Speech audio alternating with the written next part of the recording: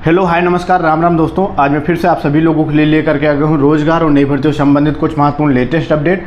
तो प्लीज़ आप लोग इस वीडियो कंप्लीट एंड तक जरूर देखना। वीडियो अगर आप लोगों को हेल्पफुल लगे तो प्लीज़ वीडियो को लाइक के साथ शेयर जरूर करना और प्लीज़ चैनल को भी जरूर से जरूर सब्सक्राइब कर लो ताकि जो भी अपडेट हो वीडियो आप लोगों तक टाइम टू टाइम पहुँचती रहे। तो चलिए बढ़ते हैं आज की कुछ प्रमुख खबरों की ओर। सबसे पहले एक ये क्वेश्चन पर नज़र डाल लेते हैं। ये करंट अफेयर का मोस्ट इम्पोर्टेंट क्वेश्चन है। अगर आपका आसपास कोई एग्ज़ाम है तो इस क्वेश्चन को आप नोट डाउन कर सकते हैं। भारत का पहला अंतर्राष्ट्रीय क्रूज पोत एमवी स्पेस चेन्नई शहर से अपनी पहली यात्रा पर रवाना हुआ है। तो ये नोट कर लेना कि अंतर्राष्ट्रीय भारत का पहला क्रूज कौन सा है, कहाँ से कहाँ रवाना हुआ है। तो ये आप लोग नोट डाउन कर सकते हैं। काफ़ी प्रबल संभावना है कि आपके हाल फिलहाल में होने वाले एग्ज़ाम में ये क्वेश्चन पूछा जाए। चलिए बढ़ते हैं अगली खबर की ओर। रोजगार भर्तियों से संबंधित बात कर लेते हैं। तो अभी परसों सीएम योगी आदित्यनाथ जी ने आपके एनएम वाले कैंडिडेटों को नियुक्ति पत्र दिया। नियुक्ति पत्र समारोह रखा गया था। उसमें काफ़ी कुछ बताया कि जब से योगी सरकार आई है तब से लगातार युवाओं को रोज़गार मिल रहा है। अब तक योगी सरकार ने करीब 6 लाख युवाओं को सरकारी नौकरी दिया हो। प्राइवेट विभाग में तो करोड़ों की संख्या में भर्तियाँ रोज़गार मिला है युवाओं को। कल आपका स्टाफ नर्स के युवाओं को भी नियुक्ति पत्र मिला। उसके बाद फिर से घोषणा किया है। दोस्तों आगे बढ़ने से पहले आज मैं बात करने वाला हूं यूपी पुलिस कांस्टेबल के लिए बेस्ट बुक के बारे में, जो कि चक्षु प्रकाशन की है। दोस्तों अगर आप लोग यूपी पुलिस कांस्टेबल भर्ती की तैयारी कर रहे हो तो चक्षु प्रकाशन की इस बुक से अपनी तैयारी कर सकते हैं। ये आपका नवीनतम पाठ्यक्रम के अनुसार बनाई गई। इसमें सामान्य हिंदी, सामान्य ज्ञान और संख्यात्मक और मानसिक योग्यता, सारा आपका जो सिलेबस है उसी के अनुरूप स्टेप बाय स्टेप सारी चीज़ें बताई गई हैं। साथ में इसमें 5 सोल्व पेपर भी मिल जाते हैं। 3000 प्लस बहुविकल्पीय प्रश्न भी मिल जाते हैं। यहाँ पर डाउन साइड में आओगे तो आपका पूरा सिलेबस बाय सिलेबस आपकी सारी चीज़ें इसमें बताई गई हैं। पहले विषय सूची भी यहाँ पे देख सकते हैं क्या क्या स्टार्टिंग में दी गई है। उसके बाद किस हिसाब से स्टेप बाय स्टेप सारी जो चीज़ें हैं वो कवर की गई हैं। तो दोस्तों अगर आप लोग यूपी पुलिस कांस्टेबल की तैयारी कर रहे हो या सोच रहे हो करने की तो आप इस बुक से अपनी तैयारी स्टार्ट कर दीजिए। ये बेस्ट बुक है आप लोगों के लिए। इसके साथ में इनके कुछ अन्य बुक भी आती है, प्रैक्टिस सेट और स्टडी गाइड। इन्हें भी आप लोग बाई कर सकते हैं। इनसे और भी ज़बरदस्त तरीके से अपनी तैयारी को मजबूत कर सकते हैं। तो इन बुक का बाई करने का लिंक वीडियो को डिस्क्रिप्शन में दिया हुआ है, जहां से आप लोग बाई कर सकते हैं। और अपनी उपलब्धियां बताई हैं और साथ में कुछ नई भर्तियों के बारे में भी बताया है कि योगी सरकार ने लक्ष्य रखा है। यहाँ ऑफिशियल ट्विटर हैंडल में भी ट्वीट किया गया है कि हर वर्ष 1 लाख सरकारी और 12 से 15 लाख निजी क्षेत्र में नियुक्तियां और उत्तर प्रदेश के युवाओं को उपलब्ध करवाएंगे। तो अब ऐसा लक्ष्य रखा गया है कि हर साल आपको 1 लाख सरकारी नौकरी उत्तर प्रदेश में मिलेंगी और साथ में 12 से 15 लाख प्राइवेट या फिर किसी प्राइवेट संस्था द्वारा आपको रोजगार मुहैया कराया जाएगा। यहाँ पर बताया गया कि हर साल 1 लाख सरकारी नौकरी और 15 लाख प्राइवेट नौकरी देने का लक्ष्य रखा सीएम योगी आदित्यनाथ जी ने। यहाँ पर भी वही चीज़ बताया है कि भर्ती से पहले बन जाते थे नियुक्ति पत्र। 2017 से पहले जब बीजेपी की गवर्नमेंट नहीं थी उत्तर प्रदेश में तो ऐसा बता रहे हैं कि पहले ही नियुक्ति पत्र बट जाते थे, बन जाते थे, पहले ही सारी चीज़ें फिक्स हो जाती थी। भ्रष्टाचार घोटाले के भेंट में पहले भर्तियाँ चढ़ जाती है, लेकिन अब ऐसा कुछ हो नहीं रहा। हकीकत ऑलरेडी आपको पता है कितना सही तरीके से चीज़ें हो रही हैं। आपको ऑलरेडी पता है, इसमें कुछ बताने की ज़रूरत नहीं है। एग्जाम्पल के रूप में बहुत सारी भर्तियां हैं। लेखपाल हो गया, दरोगा हो गया, आपकी और कई भर्तियां हों गए जिन पे काफ़ी व्यापक लेवल का स्पैम हुआ है, गड़बड़ी हुआ, घोटाला हुआ। लेकिन सीएम योगी आदित्यनाथ जी बोलते ही नहीं है कि नहीं वो तो मतलब भर्तियों में गड़बड़ी घोटाला होता ही नहीं। फिलहाल यहाँ पर कुछ चीज़ें बताई गई हैं, कुछ विवरण वगैरह भी दिया गया है कि आगे आने वाले टाइम पे और कौन कौन सी भर्तियाँ होने वाली हैं और अभी तक योगी जी ने 2017 से 2022 तक कितनी सरकारी नौकरी दिया है। लोक सेवा आयोग में 40,000 भर्तियाँ किया गया है अब तक। उत्तर प्रदेश यूपी SSSC में करीब 19,000 के आसपास भर्तियाँ की गई हैं। उच्चतर शिक्षा सेवा चयन आयोग में 5,185 भर्तियाँ की गई हैं। माध्यमिक शिक्षा सेवा चयन बोर्ड में करीब 3,34,000 के आसपास भर्तियां की गई हैं। उत्तर प्रदेश विद्युत सेवा आयोग में करीब 7,975 भर्तियां की गई हैं।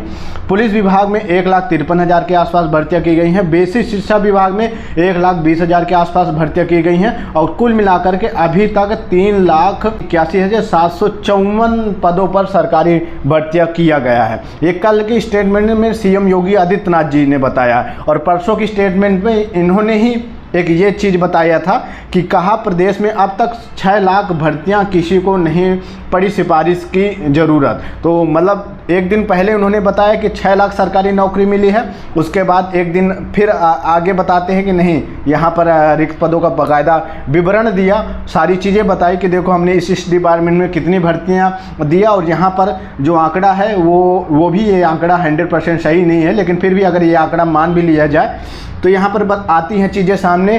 3,81,000 या कह सकते हैं मोटा मोटी 4 लाख के आसपास युवाओं को रोजगार दिया गया है। लेकिन अब क्या ही बोलें, एक दिन पहले सीएम योगी आदित्यनाथ जी कुछ बोलते हैं, एक दिन बाद फिर कुछ स्टेटमेंट हो जाता है। अगला यहाँ पर कुछ और भी लक्ष्य रखा गया है, जिन पर यह कहा गया है कि आपको 31 दिसंबर 2023 तक इन पदों पर और भर्तियाँ की जाएंगी या इन पदों पर और भर्ती देखने को मिलेगी।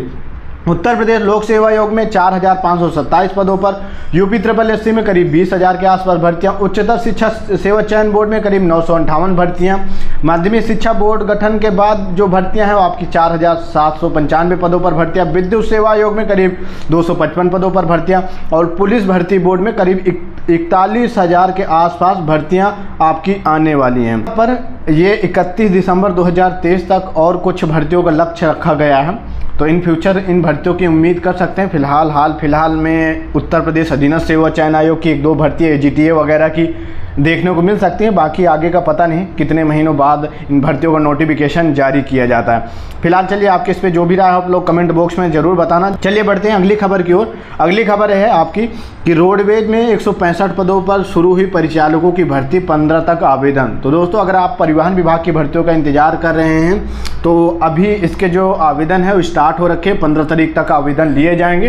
तो देख लेना आप लोग sevayojan.ub.nic.in से की वेबसाइट से जाकर के अपना आवेदन कर सकते हैं, फॉर्म भर सकते हैं। इसके लिए जो क्वालिफिकेशन रखी गई है वो 12वीं पास रखी गई है। बाकी एक्सपीरियंस के तौर पर आपको DL वगैरह चाहिए, आपको गाड़ी वगैरह अच्छे से चलानी आनी चाहिए, ठीक है। यहाँ पर पदों का विवरण दिया गया है। कुल पद आपके 165 है, इसमें SC के 25 पद हैं, ST के आपके 5 पद हैं, OBC के 27 पद हैं, EWS के 23 पद हैं और जनरल के 85 पद हैं। तो इन पदों पर आवेदन शुरू हो रखा है। तो देख लेना, अगर आप लोगों को अच्छे से ड्राइविंग करनी आती है तो इसमें ज़रूर आवेदन कर लो। अगली अपडेट है आपकी शिक्षकों के तबादलों का पोर्टल शुरू, रिक्तियां भी जारी, OTP नहीं आने से दोपहर तक परेशान रहे शिक्षक। सभी स्कूलों में शिक्षकों के तबादले का पोर्टल शनिवार को शुरू हो गया है। विभाग ने विभिन्न पदों पर ग्रामीण व शहरी स्कूलों को सापेक्ष रिक्तियां भी जारी कर दिया। हालांकि दोपहर तक आवेदन के लिए आवश्यक जानकारी भरने के बाद OTP न आने की समस्या बनी रही, जिसके बाद विभाग ने ठीक करा दिया। विभाग ने 6 जून से जिले के अंदर परस्पर तबादले व 9 जून से दूसरे जिले में तबादला प्रक्रिया के लिए आवेदन शुरू करने की घोषणा की थी, लेकिन NIC और मानव संपदा पोर्टल के डाटा आपस में न मिलने से पोर्टल नहीं शुरू हो पाया है। तो अभी विभाग में तबादला की जो प्रक्रिया है वो शुरू हो रखी है। रिक्त पदों का ब्यौरा वगैरह भी मांगा जा रहा है। अब आयोग के पास रिक्त पदों का जो ब्यौरा वगैरह अगर सही सटीक तरीके से टाइम से मिल जाता है तो जल्दी आपके शिक्षा विभाग में कुछ नई भर्तियां देखने को मिल सकती हैं। अगली अपडेट है आपकी उत्तर प्रदेश पुलिस भर्ती से संबंधित कि सीधी भर्ती के लिए अब दोबारा जारी होगी निविदा। अभी हाल ही फिलहाल में उत्तर प्रदेश रेडियो ऑपरेटर के 2,430 पदों पर टेंडर का जो नोटिस है उत्तर प्रदेश पुलिस भर्ती बोर्ड की तरफ से जारी किया गया था, और टेंडर की लास्ट डेट रखी गई थी वो आपकी 31 मई रखी गई थी, लेकिन 31 मई तक टेंडर फाइनल नहीं हुआ। 2-3 एजेंसियों ने टेंडर के लिए फॉर्म भी भरा, लेकिन वो शर्तों को पूरा नहीं कर रही थी। उसके बाद फिर आयोग ने, बोर्ड ने जो टेंडर है वो निरस्त कर दिया है। अब फिर से टेंडर की जो निविदाएं हैं वो आमंत्रित कर रहा है, और इस बार जो डेट रखी गई है वो 30 जून रखी गई है। उम्मीद की जा रही है कि इस बार शायद टेंडर फाइनल हो जाए। अब इस टेंडर फाइनल होने में इसलिए भी देरी हो रही है कि अभी बोर्ड ने एक नई शर्त रखी है कि जो परीक्षा होगी वो हाइब्रिड मोड पर होगी। तो हाइब्रिड मोड कराने में काफ़ी लंबा बड़ा टास्क है, तो कंपनियां एजेंसी भी थोड़ा सा परेशान हो रही है, इसीलिए टेंडर जल्दी फाइनल नहीं हो रहा। और जब तक टेंडर फाइनल नहीं होगा तब तक आपका एग्ज़ाम वगैरह भी नहीं होगा। अगली अपडेट है आपकी कि FIR के 5 साल बाद भी नहीं पकड़े जा सके आरोपी। PCR 2015 में धांधली के मामले में CBI ने दर्ज किया था मुकदमा तो दर्ज हो गया है, लेकिन जो गड़बड़ी करने वाले थे, घोटाला करने वाले थे, जो नकल माफिया थे, उन पर कुछ खास बड़ी कार्रवाई नहीं हुई है, और 5 साल से अभी वो फरारी चल रहे हैं, और आगे भी पता नहीं पकड़े जाएंगे या नहीं जाएंगे। उसी के बारे में एक खबर बताई है कि नकल माफिया को लेकर के आयोग के अज्ञात अफसरों तक की भी भूमिका संदिग्ध रही। जो विभाग के अफसर वगैरह हैं वो भी कुछ संदिग्ध, उनकी भी संलिप्तता रही, इसीलिए थोड़ा सा जो मामला है वो रफा दफा चल रहा है। अब आगे क्या ही उम्मीद की जा सकती है। फिलहाल ये हाईलाइट फिर से हुआ है मुद्दा, तो देखो अब क्या होता है। अगली अपडेट है आपकी कि अनुदेशकों के नवीनीकरण संशोधित समय सारणी जारी। बेसिक शिक्षा उच्च प्राथमिक विद्यालय में कार्यरत अंशकालिक अनुदेशकों के जिला के अंदर विद्यालय नवीनीकरण के संशोधन समय सारणी जारी कर दिया है। आवेदन प्रक्रिया 18 जून तक पूरी कर ली जाएगी। उसके बाद 18 जून तक पूरी कर ली जाएगी प्रक्रिया। 13 तक भरा जा सकेगा स्कूलों का विकल्प। और साथ में अनुदेशक के 13 जून तक एकदम 5 विद्यालयों को विकल्प भरेंगे। 16 जून तक बीईओ आवेदन पत्रों को बीएसए को भेजेंगे और सत्यापित कर पोर्टल पर सबमिट करेंगे। उन्होंने बताया कि 18 जून तक आवेदन पत्रों को भारांक के आधार पर नए विद्यालय के लिए अनुबंध नवीनीकरण का जिलेवार सूची प्रकाशित की जाएगी। तो अभी देखो विभाग में कुछ काम वगैरह चल रहा है। और साथ में अगली और अंतिम अपडेट है कि पुरुषों के पद पर महिलाओं का कब्जा, साल भर में तैनाती नहीं। राजकीय विद्यालयों में पुरुष संवर्ग के पदों पर महिलाओं को काबिज होने से पदोन्नत के बावजूद पुरुष शिक्षकों की तैनाती नहीं हो पा रही है। 21 मई 2022 को हुई विभागीय पदोन्नत कमेटी पीसी की बैठक में 239 पुरुष शिक्षकों के अधीनस्थ राजपत्रित पर प्रमोशन को मंजूरी दी गई है, जिसके बाद इन्हें राजकीय हाई स्कूलों को प्रधानाध्यापक, इंटर कॉलेज में उप प्रधानाचार्य के अन्य पदों पर तैनाती मिलनी चाहिए थी, लेकिन इसमें 84 को ही तैनाती मिल सकी। 16 शिक्षक सेवानिवृत्त हो चुके हैं, जबकि 138 साल भर से अधिक समय बीतने के बावजूद तैनाती का इंतजार कर रहे हैं। मजे की बात यह है कि माध्यमिक शिक्षा निदेशक डॉक्टर महेंद्र देव ने 8 जून को पत्र जारी कर महिला प्रवक्ताओं और सहायक अध्यापिकाओं के अधीनस्थ राजपत्रित पर प्रमोशन के लिए गोपनीय आज्ञा मांग ली है।